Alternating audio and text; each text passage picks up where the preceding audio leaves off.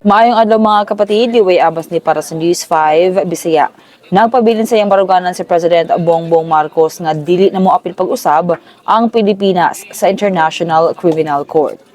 Gikumpirma kini ni Palace Press Officer Yusek Claire Castro atol sa pangutana sa mga reporter sa New York City. Niadtong 2018, mikalas ang Pilipinas sa ICC sa panahon sa administrasyon ni former President Rodrigo Duterte ug nahimong opisyal ang maong withdrawal kaniadtong 2019. Niadtong miaging Pebrero, adunay pipila ka mga mambabatas nga nagsumiti og resolusyon aron dasigon ang gobyerno nga mobalik sa ICC. Kini sila mga tong update magpadayon sa pagbantay sa social media pages sa News 5 para sa pa mga balita ug update.